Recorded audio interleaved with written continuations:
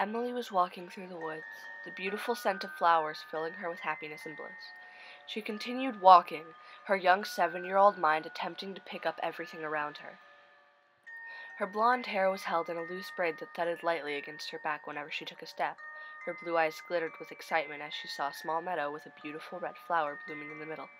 She picked up her pace, beginning to run before her foot made contact with a small rock. She thudded to the ground, beginning to cry. She sat there for a few moments before she felt a small hand rest on her shoulder. She looked up to see a boy, maybe a few years older than her. He smiled at her. "Are you okay?" Emily looked up at him and smiled as he helped her up. "Stay here," he instructed before he ran into the meadow. He grabbed the flower she had been looking at, before running back and giving it to her. "You deserve a flower as beautiful as you." She smiled and hugged him. "You should get home. Your parents are worried." Emily nodded, said her thanks, and began walking home. She arrived home as the sun was setting, only to see her parents sitting on the front porch yelling her name. Emily smiled, running towards her parents, holding out the flower. "Mama!" she yelled, running towards her mother. Her mother picked her up and kissed her, her father doing the same. "We were so worried about you," her mother yelled. "Don't ever leave without us again." Emily nodded her head and hugged her mother. Her mother sat her down and told her to get ready for bed. Emily walked into the house and curved to her bedroom, too tired to do anything else. She set the flower down next to her bed. She slept for about an hour, though time was a blur in her young mind. She awoke to a small scratching coming from her window. "Mama?" she asked out loud. When no response came, fear prickled at her young mind before she started screaming for her mother to come and retrieve her. Her mother ran into the room, worried, before picking her up and consoling her, before she drifted back into a deep sleep.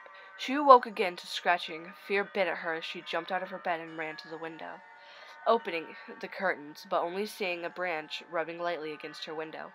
She went back and got in her bed, still scared but relieved that it was just a small branch. She awoke one last time to scratching and stepped over to her window and realized that the tree was no longer touching the window.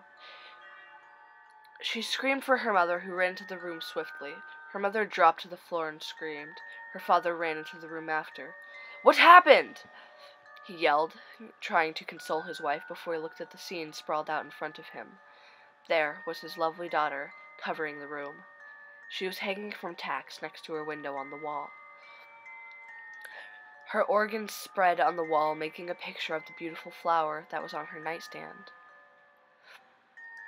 Her father ran over to the open window next to her, yelling out into the night.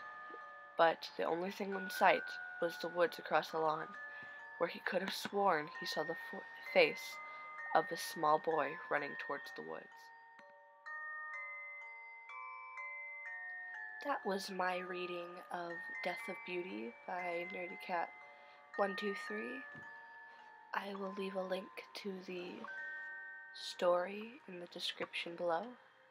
And I hope you have a wonderful day. And remember, I'm watching.